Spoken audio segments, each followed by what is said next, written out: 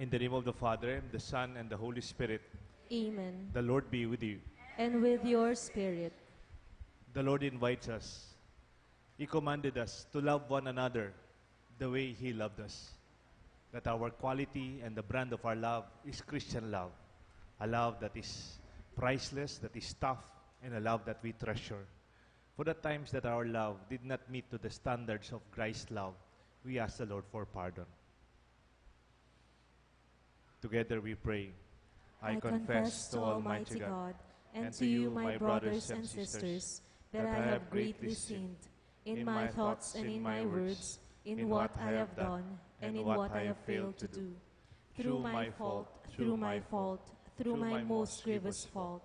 Therefore I ask Blessed Mary, ever Virgin, all the angels and saints, and you, my brothers and sisters, to pray for me to the Lord our God. Lord, have mercy. Lord, have mercy. Christ, have mercy. Christ, have mercy. Lord, have mercy. Lord, have mercy. May Almighty God have mercy on us, forgive us our sins, and bring us all to everlasting life. Amen.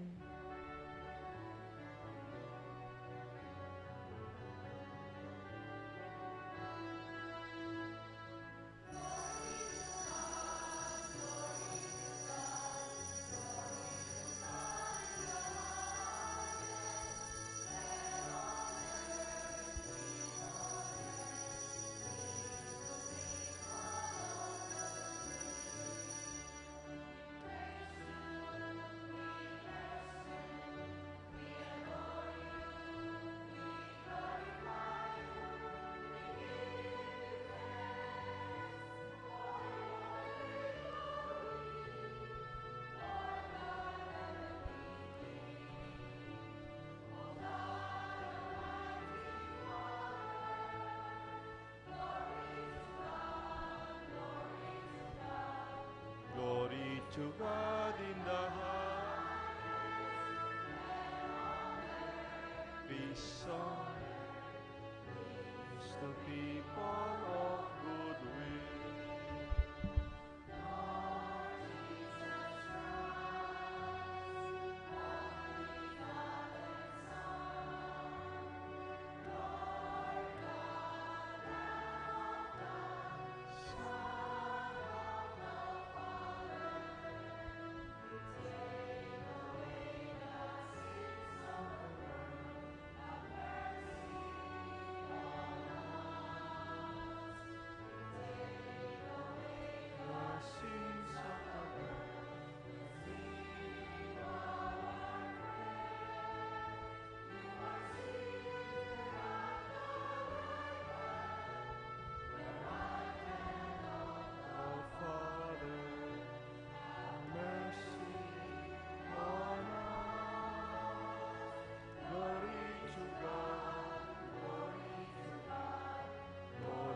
To God in the highest, and on earth, peace on earth, peace to people of good will. Alone are the Holy One, you alone are the Lord.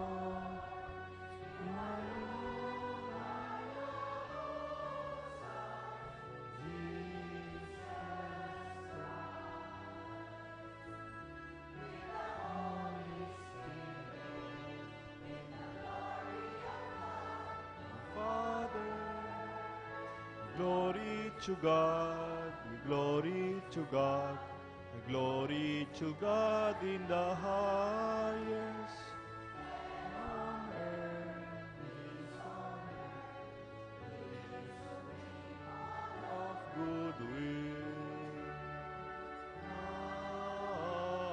Amen.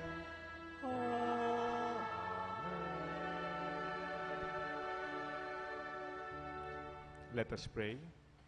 I invite you to remember your prayer, your intention for this Mass as we pray together.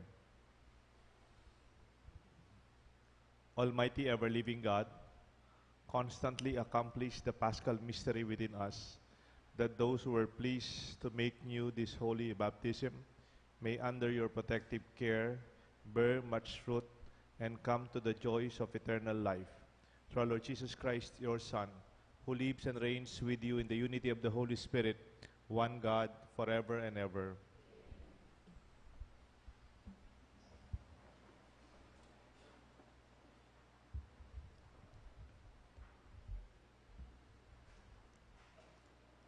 A reading from the Acts of the Apostles.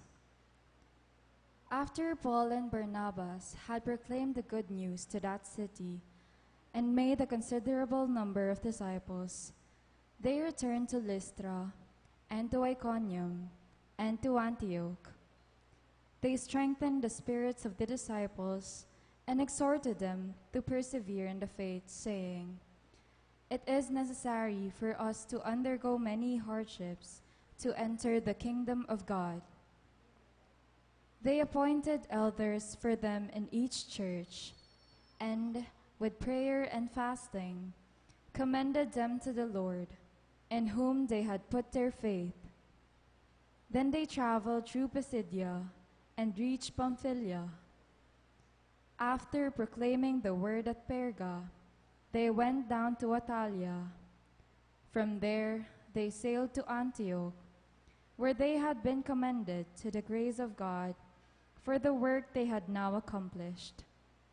And when they arrived, they called the church together and reported what God had done with them and how he had opened the door of faith to the Gentiles. The word of the Lord. Thanks be to God.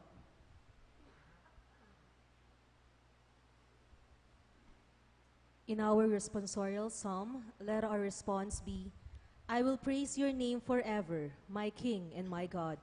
I will praise your name forever, my King and my God. The Lord is gracious and merciful, slow to anger, and of great kindness. The Lord is good to all, and compassionate toward all his works. I will praise your name forever, my King and my God. Let all your works give you thanks, O Lord, and let your faithful ones bless you. Let them discourse of the glory of your kingdom and speak of your might. I will praise your name forever, my King and my God. Let them make known your might to the children of Adam and the glorious splendor of your kingdom. Your kingdom is a kingdom of all ages, and your dominion endures through all generations. I will praise your name forever, my King and my God.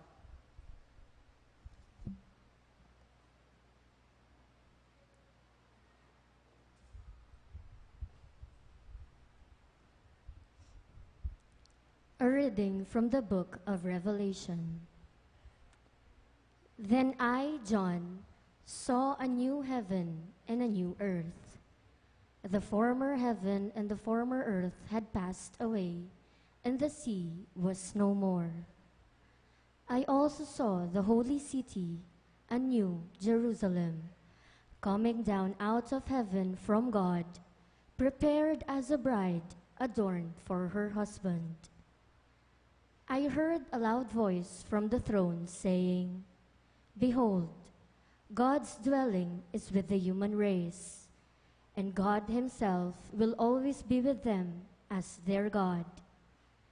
He will wipe every tear from their eyes, and there shall be no more death or mourning, wailing or pain, for the old order has passed away."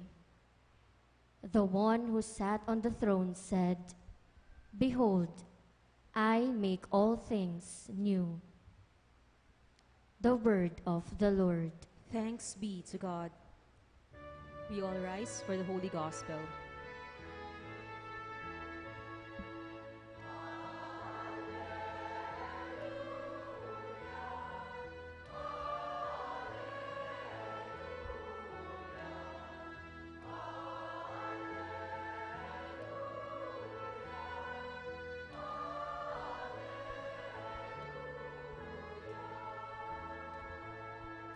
Altogether, I give you a new commandment, says the Lord. Love one another as I have loved you.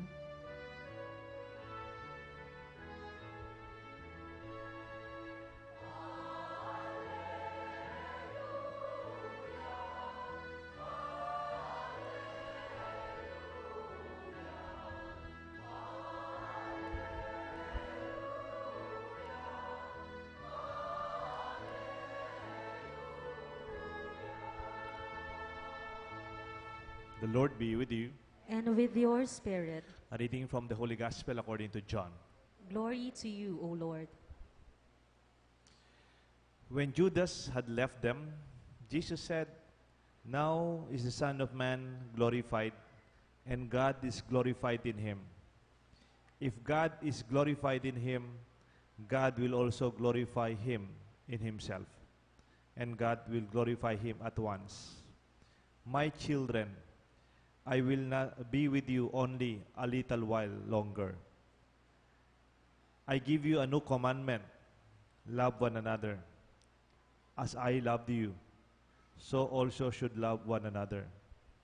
This is how you will know that you are my disciples, if you have love." The Gospel of the Lord. Praise to you, Lord Jesus Christ. In the name of the Father, the Son, the Holy Spirit. Good morning po. In the Old Testament, there are 10 commandments. Jesus only gave us one commandment. This is my commandment. The Gospel, John 13:34. Love one another. But it was with a qualifier, with the quality of love that he said. Love one another the way I loved you. The brand of love that we have is not the showbiz brand of love. It's not the that is seen in the movies or maybe in stories of other people, but the standard, the brand of our love is the love of Christ. Love one another as I have loved you. That is the authentic kind of love that we have. Not all kind of love will always be reflective to the Christian love that the Lord invites us to have. May tatanong lang po ako sa inyo. Paano nyo malalaman kung authentic, original, at totoo ang isang mahal na relo? Halimbawa, Rolex. Do you have the ability to distinguish what is fake and what is authentic? Or sa mga bag, ano po yung mga mamahaling bag? Yung bag ng nanay ni Pacquiao. Na? Hermes. Hermes. Alam niyo ba kung original to o hindi? O kaya yung mga diamonds, yung mga jewelries, ang ginto, ang jewelries na that you wear, how do you know they are authentic? O buldit lang baso? Sorry for the term. How do you know? I myself do not know. I'm not a connoisseur when it comes to expensive watches, jewelries, and especially handbags of women. Wala po akong alam dyan. In fact, I'm not using watch masyado, hindi man, and even jewelry. Pero, we have standards, or we have some we call principles to distinguish if one is authentic as a brand or not. You don't have to be an expert. You don't have to be a connoisseur. Una po, alam na alam mo pag fake. Kasi yung mga fake, actually, fake products, they are produced to look like one. To look as if they are true. The luster, the feel, they are pleasant. When you wear them externally, they have that shine, that talagang totoong-totoo. Pero hindi. They are fake. They are not authentic. How do you know that they are not true? Bigyan ko kayo ng tip, no? Una, fake is cheap.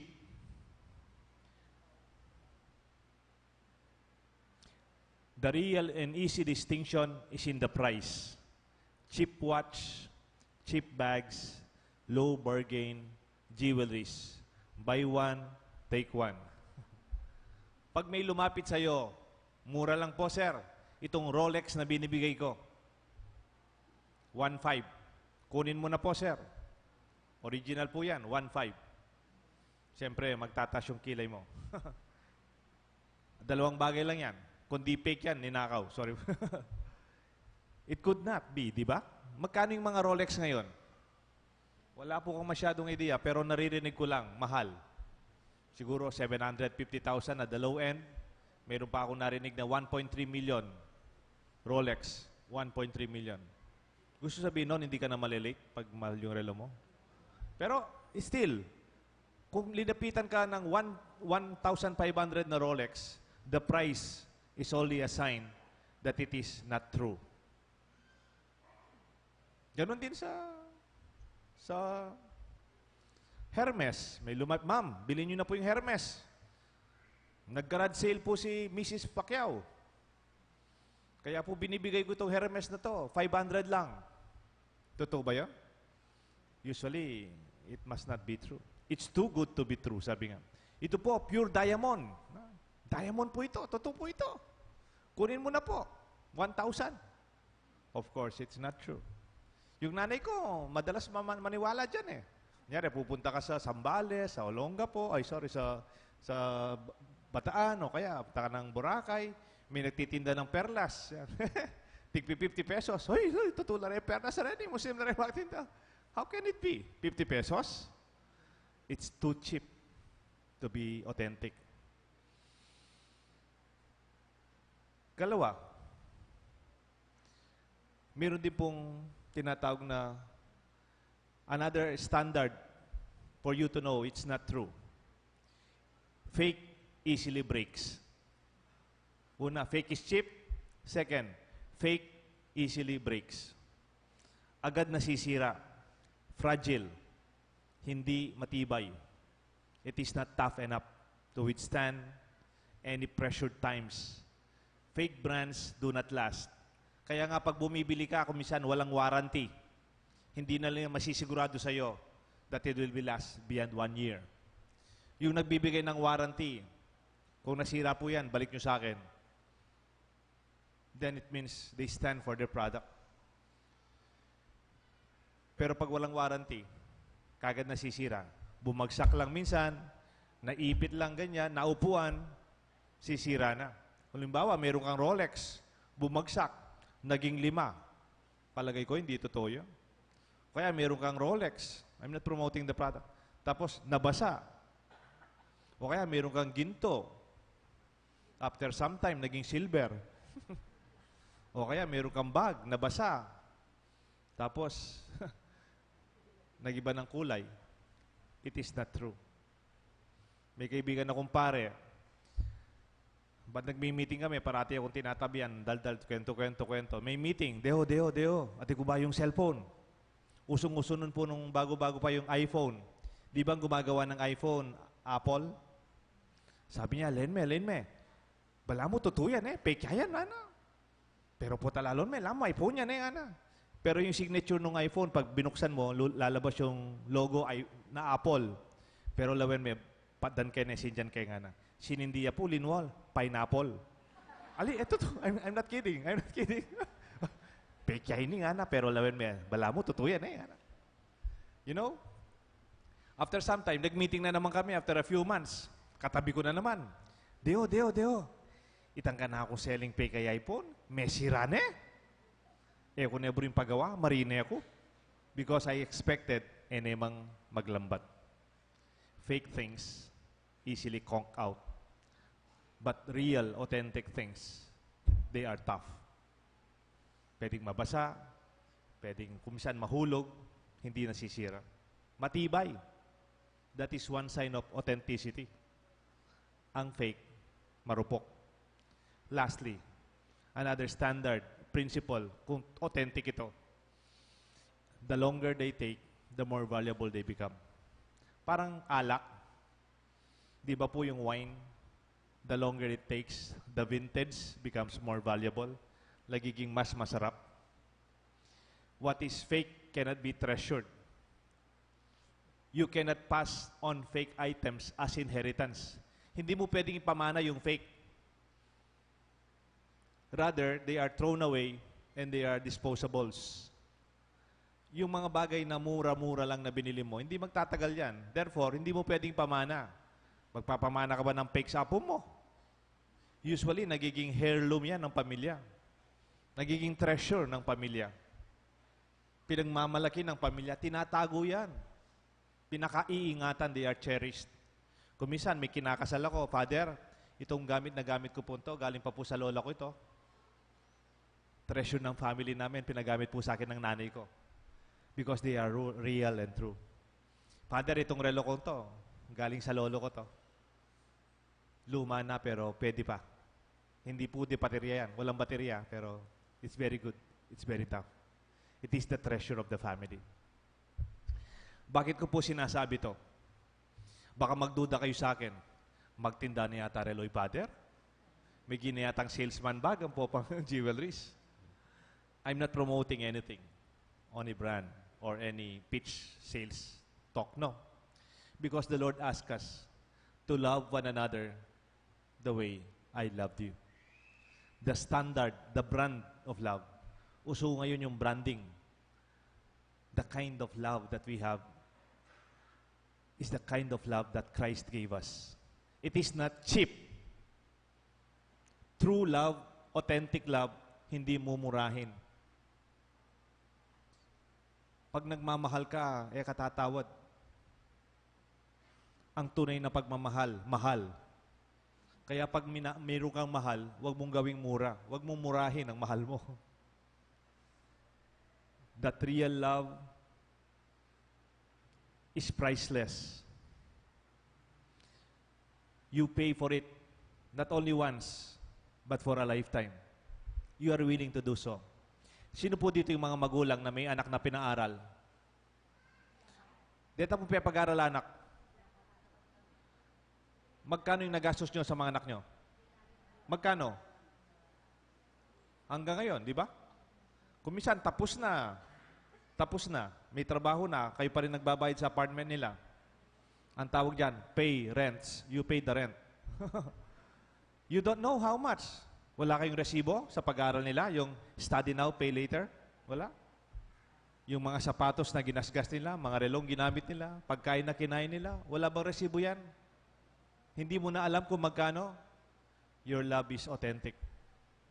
Love at home, ang pagmamahal ng mga magulang sa mga anak, hindi mo kayang tumbasan yan.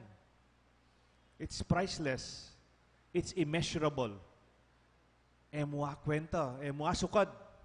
That is authentic love. Alam niyo po, minsan meron akong inanoint. Dito lang sa malapit na hospital. Inanoint ko po, pagkatapos ng anointing, pinasok na po sa ICU. Kasi hindi ho maganda yung kalagayan ni Lolo. Nung pagkatapos ko pong inanoint, I was still in the room. Sa tingin ko sa pamilya, hindi naman talaga sila may kaya. Pero alam niyo po, ang narinig ko doon sa isa sa mga anak niya, pinapasok na sa ICU. I assume that yung ICU is more expensive than a regular room, di ba po? Pero hindi man nila tinanong, magkano po per day yung ICU room? Sabi po nung anak, Doc, basta humaba lang yung buhay ng tatay ko. Kahit magkano. Kahit magkano, Doc. Pa! Nakikinig lang po ako sa side, no? Wow! This is authentic love. Di ba? Pag mahal mo, walang presyo. Hindi lang kasing mahal ng Rolex o kasing mahal ng bag na mahal o jewelry. It's far beyond that. That's why when you love, you don't even count anymore. Potang malugod ka, kamakwento. Nakamami lang. Because it's beyond. Remember Jesus saying, Peter, when you forgive, you do not count anymore. How many times will I forgive my brother? 7 times? Jesus said, no, Peter, 70 times 7. Alam niya kasi si Peter, hindi niya alam compute yun eh. Parang sinasabi niya, Peter, pag nagmahal ka, nagpatawad ka, huwag ka nang magbilang. Because my love, my brand of love, authentic Christian love, is priceless. It is not cheap. Pagtipiran ng lugod. Nengkayi, don't be confused with economic prosperity and efficiency and practicality. When there is love already, please go beyond yung principle ng pagtitipid. Sometimes it insults the name of love. Especially for your children, for our church, and for God. Bakit? Nung nagdasal ka, binigay ng Diyos, tinipid ba tayo? More than siksik, tiglig, at tumaapaw. The grace of God flows beyond. Second, true love, authentic love that is Christian, is tough. ang tunay na pagmamahal matibay. True love does not easily conk out. It is surpassing any trial. Ang pagsubok nalalagpasan. It can withstand challenges, defeats, crisis, pain, and wounds. Alam na alam, pag hindi totoong pagmamahal, hindi matibay, it does not last. Halimbawa, sa pagmamahal, nagkamali ka, bumagsak ka, may pagkukulang ka, tapos sasabihin sa'yo, tama na, ayoko na, hanggang dito na lang ako. I assure you, that person does not have authentic love from Christ. When it cannot forgive and cannot go beyond limitations of sins. Kaya wag po kayong matakot kung tunay ang pagmamahal nyo. At wag po kayong matakot at mangamba kung nagkakamali ang minamahal nyo. Kung minsan may pagmamahal na hindi naman totoo. Halimbawa, may pinakasalan ka, mag-asawa kayo, tapos yung asawa mo, mayroon pang, sorry for the term, mayroon pang fling-fling, affair-affair. Kung hindi totoo yun, hindi naman magtatagal. Hindi galing sa Diyos. It will not withstand. Because it's not true love. It's selfish. It's not selfless. It's not from Christ. It's fake. Authentic love remains. Remember Jesus? When he was crucified, and then he was abandoned by his own disciples, then kaluguran at kaluguran likwande. Did Jesus give up on them? The love of Christ is tougher than the sin of his disciples. Peter, do you love me? Feed my sheep. Go and proclaim the good news and baptize people. He continued to love them and trust them even when he was abandoned by his disciples. That the love of Christ, the brand of love that we have, is not weak. It's not sensitive. Itang lugod na sagad magtampo. Naku bisa. May nasakit ko kay sinabi do. Naku bisa. Ako nga ako. Then, I'm sorry. That's not the brand of love that comes from God. Ang pagmamahal ng Diyos, hindi sensitive. Itang balat sibuyas sa lugod. Marami sa atin, mabuting tao, pero mahina ang loob. Mabuting tao, pero sensitive. Pag nasaktan, ayaw na. How can the glory and the kingdom of God persist? We should never give up. When we are on the side of truth, the truth will set us free, and love will always be our strength and armor. And lastly, when you have true love with you, it will be your greatest treasure na pwede niyong ipamana sa mga anak ninyo.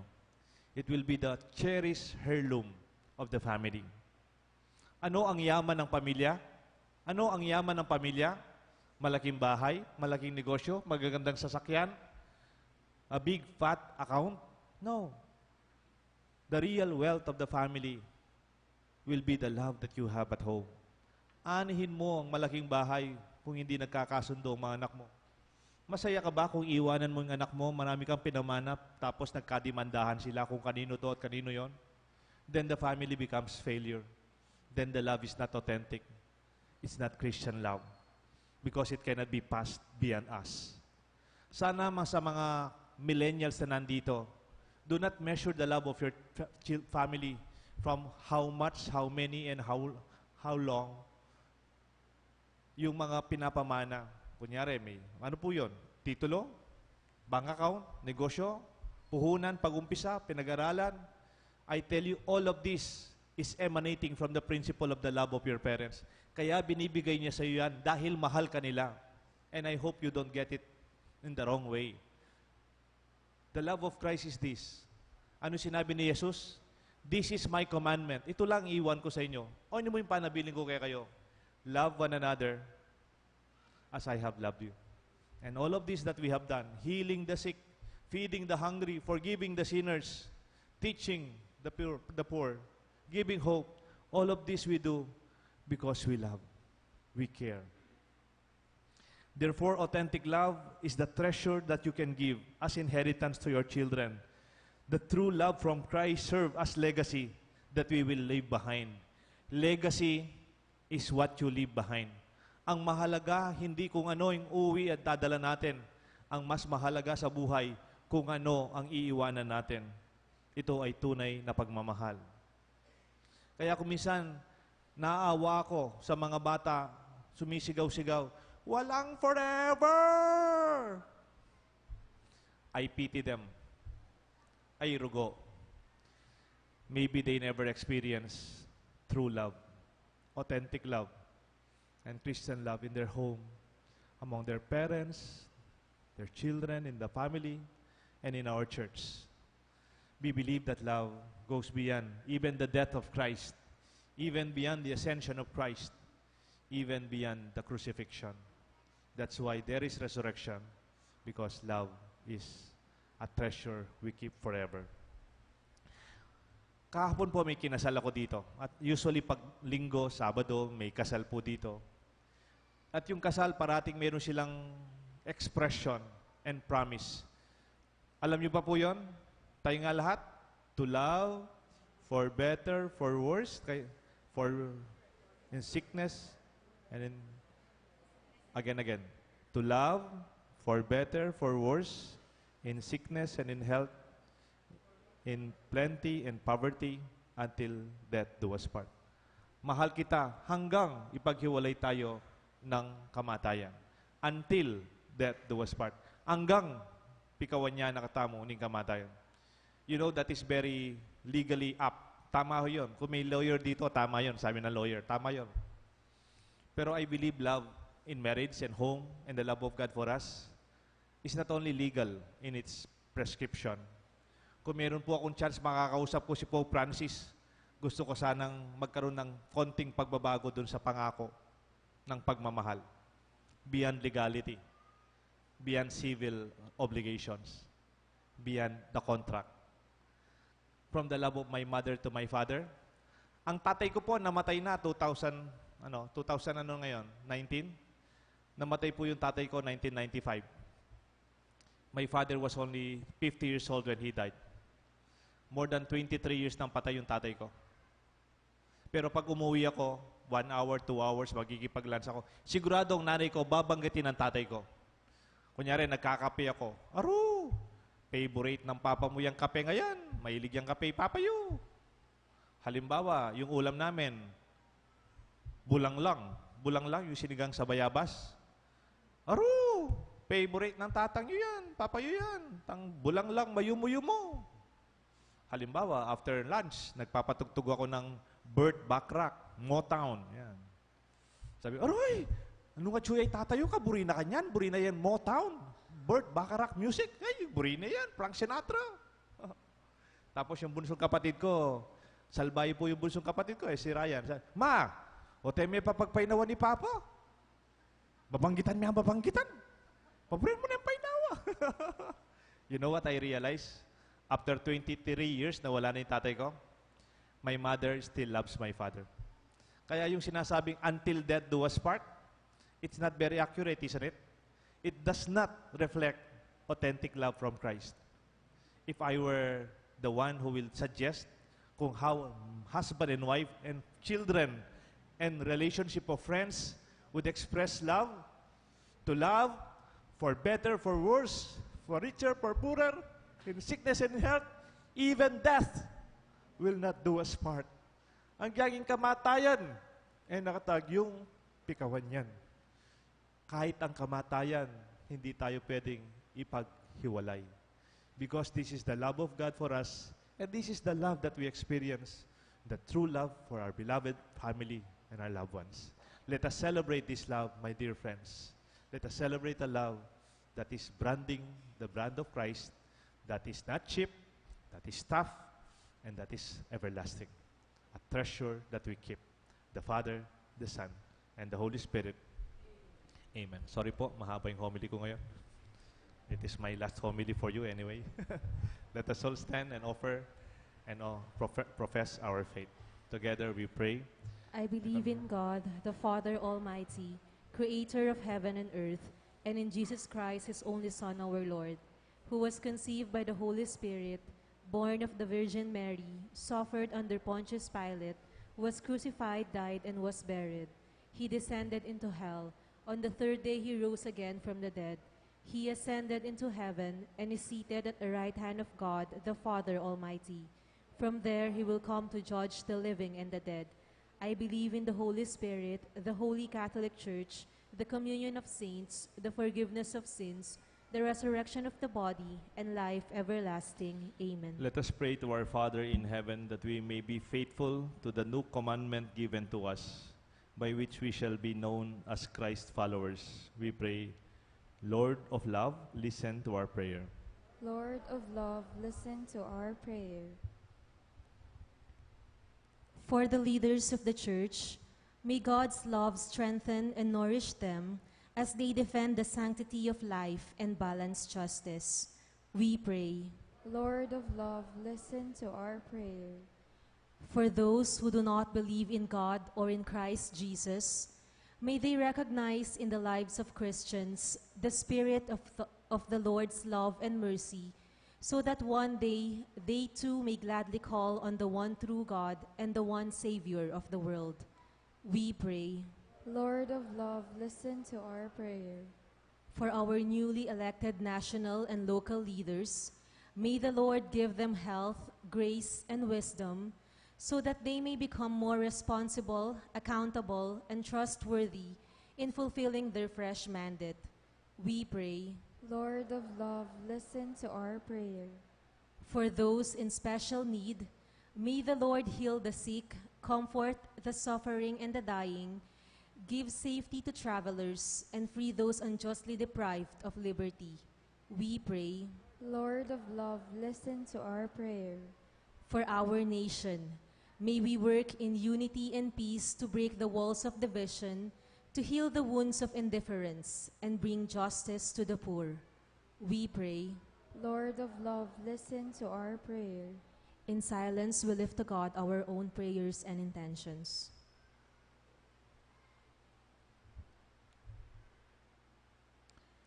God our Father, may our love reflect your love.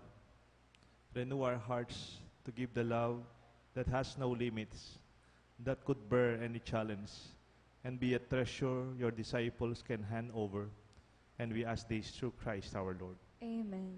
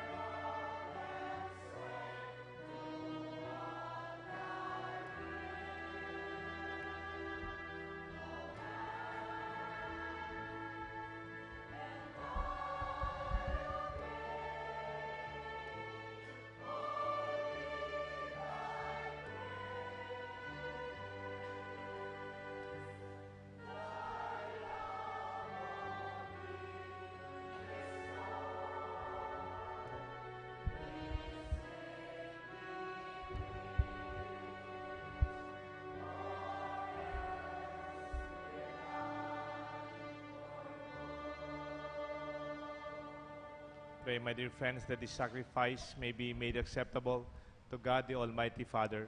May the Lord accept the sacrifice at your hands for the praise and glory of his name, for our good and the good of all his holy church. O God, who by the wondrous exchange effected in this sacrifice have made us partakers of the one supreme Godhead, grant, we pray, that as we have come to know your truth, we may make it ours by a worthy way of life.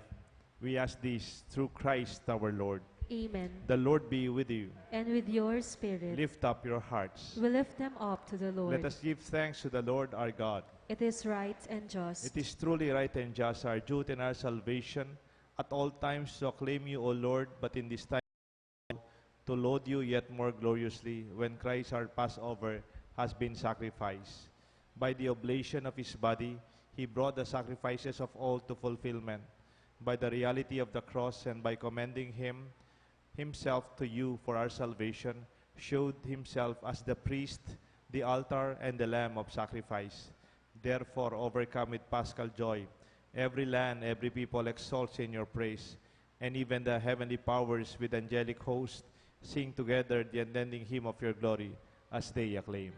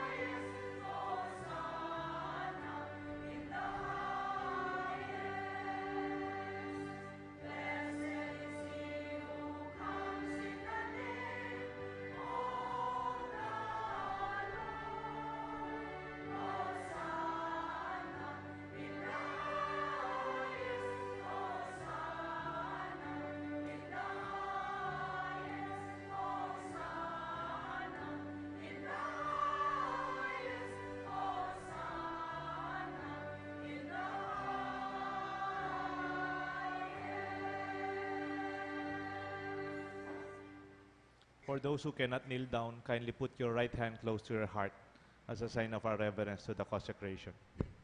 You are indeed holy, O Lord, the fount of all holiness. Make holy, therefore, these gifts, we pray, by sending down your Spirit upon them like the dew fall, that they may become for us the body and blood of our Lord Jesus Christ.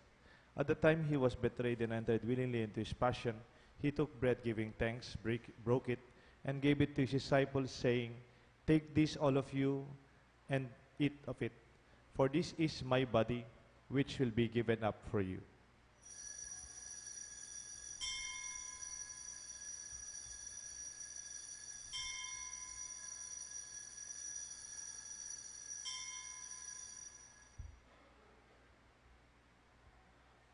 In a similar way, when supper was ended, he took the chalice, once more giving thanks. He gave it to his disciples, saying, "Take this, all of you, and drink from it, for this is the chalice of my blood, the blood of the new and eternal covenant. It will be shed for you and for many for the forgiveness of sins.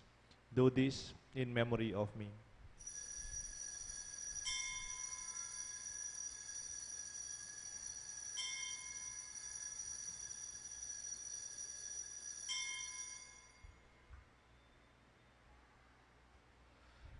Let us proclaim the mystery of faith.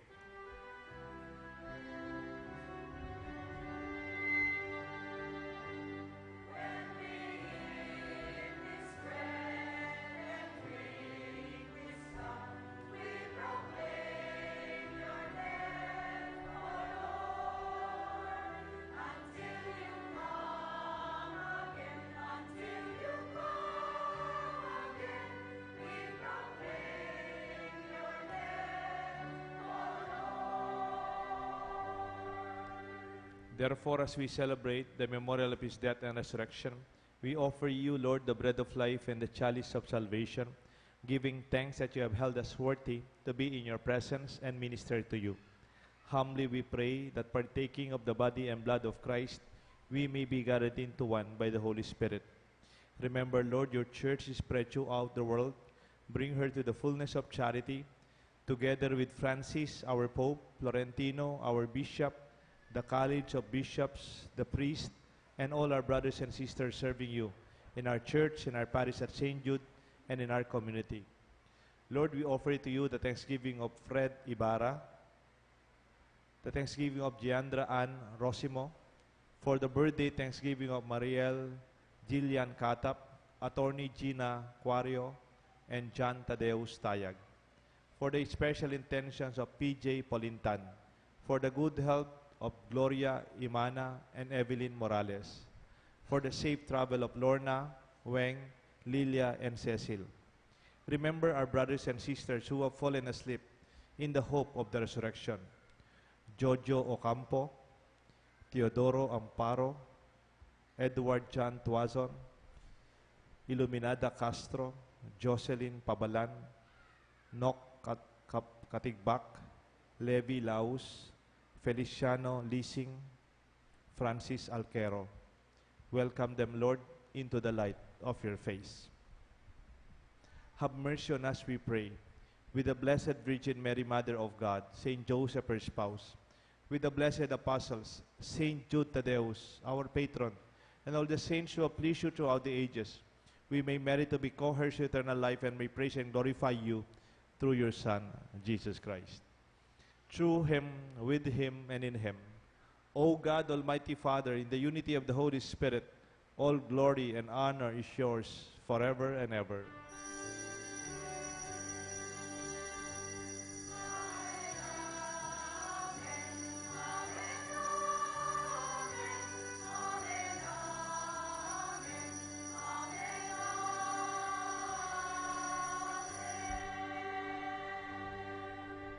At the Savior's command and formed by divine teaching, we dare to say,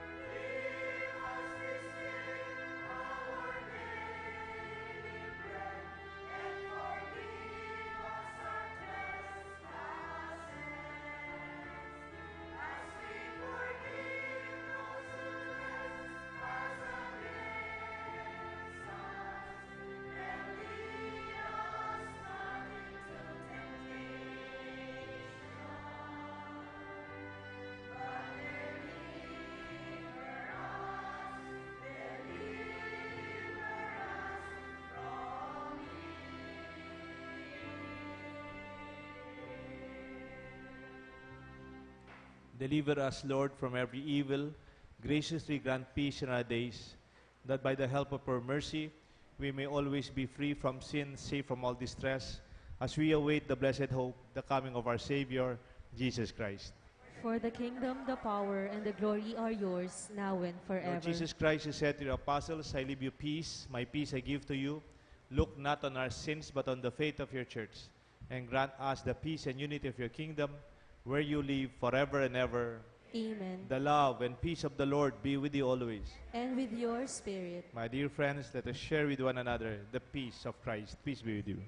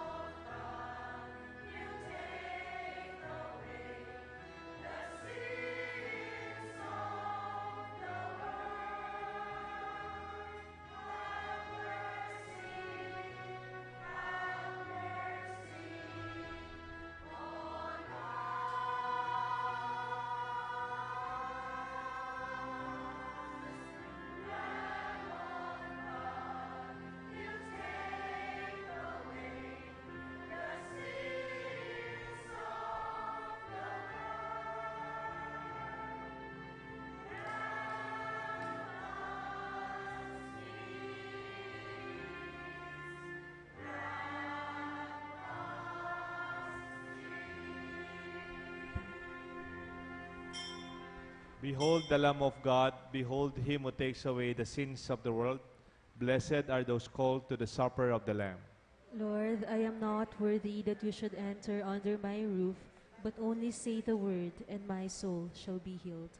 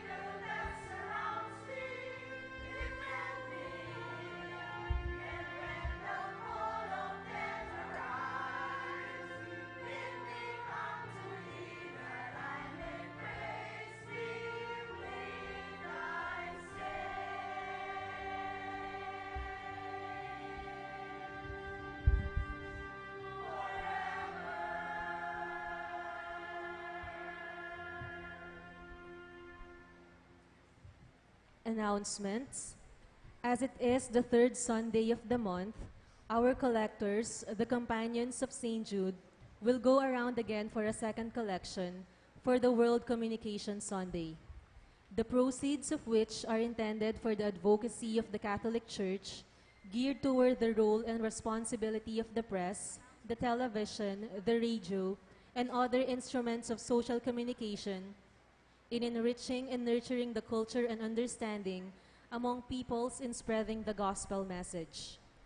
Our daily scriptural rosary and flower offering in honor of our Blessed Virgin Mary will continue until the 31st of May.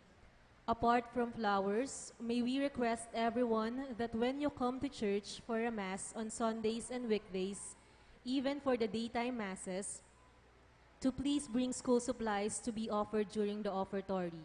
This will be distributed to the pupils of San Agustin Elementary School Extension here at St. Jude Oval. Marriage bans. Mr. Jeremy T. Santos, 31 years old, son of Mr. and Mrs. Danielle and Amelda Santos, residing at St. Jude Village, City of San Fernando, will be married to Miss Catherine Jane L. Dizon, 28 years old, daughter of Mr. and Mrs. Edgar and May Dizon, residing at Dolores, City of San Fernando. Wedding date will be on June 22, 2019 at Jesus the Eternal Word Parish, Riverside Subdivision, Friendship, Barangay Anonas, Angeles City, Pampanga. And Mr. Justin Rainier B. Ocampo, 26 years old, son of Mr. and Mrs. Jovencio Jr. and Marizel Reyes, residing at St. Jude Village, City of San Fernando, will be married to Miss Mary Joy Yulegue, 29 years old, daughter of Mr. and Mrs. Cesar and Herminia Yulegue, residing at St. Jude Village, City of San Fernando, Pampanga. Wedding date is on June 15, 2019 at St. Jude Thaddeus Parish, St. Jude Village, City of San Fernando, Pampanga. Thank you. Before the final blessing, may we request everyone to remain seated for a while as we hear from the CFM choir.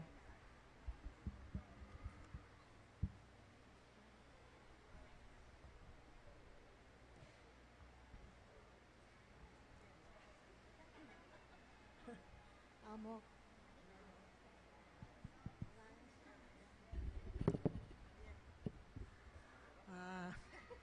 Amo king lagyo na po ng CFM choir, ating mabiluga CFM. Pasalamat kami po kung support ang binyayo ken. Madakala programa, activities ng CFM.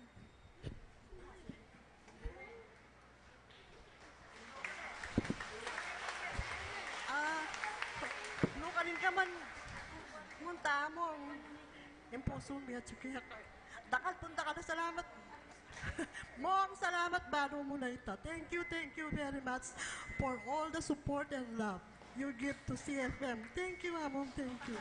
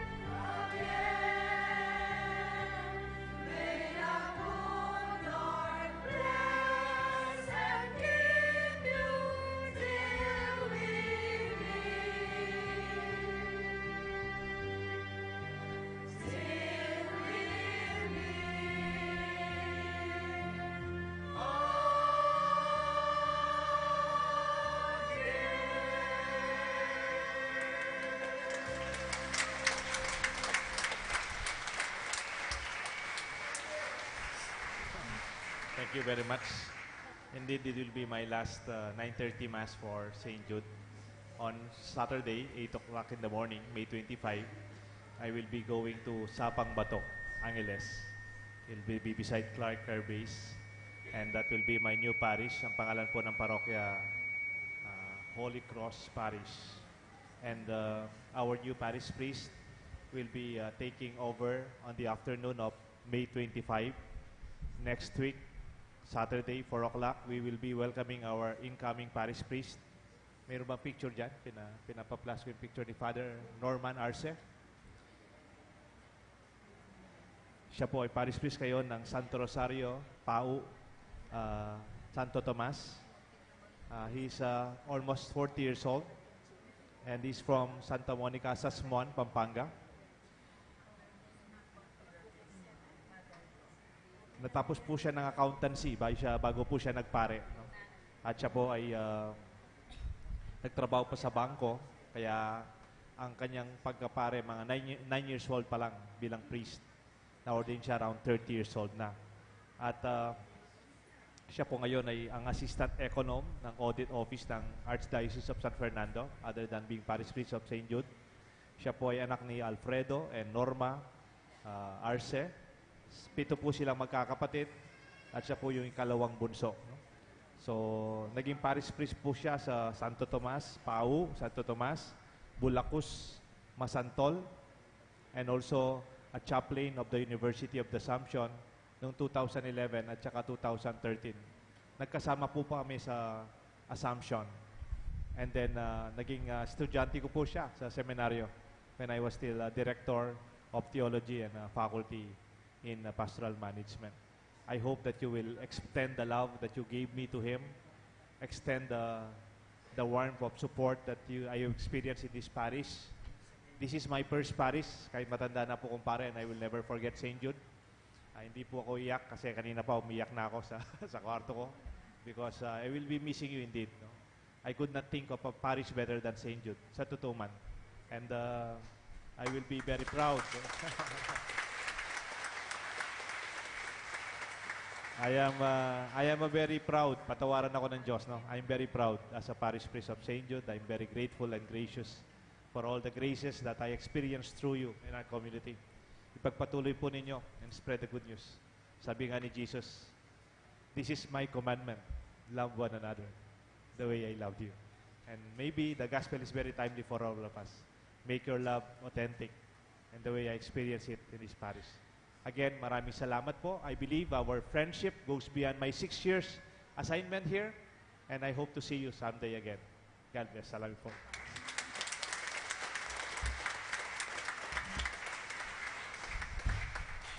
Let us all stand for our final prayer and blessing. Graciously be present to your people, O Lord, and lead those you have imbued with heavenly mysteries to pass from former ways to newness of life. And we ask this through Christ our Lord. Amen. The Lord be with you. And with your spirit. Let us bow our heads and together we pray for God's blessings. May your family always rejoice together, O God, over the mysteries of redemption that they have celebrated today, and grant its members the effects of love that flow through them, through Christ our Lord. Amen. And may Almighty God bless you and your family and our parish, the Father, the Son, and the Holy Spirit. Amen. Our Mass is offered. Let your love be authentic. Thanks be to God.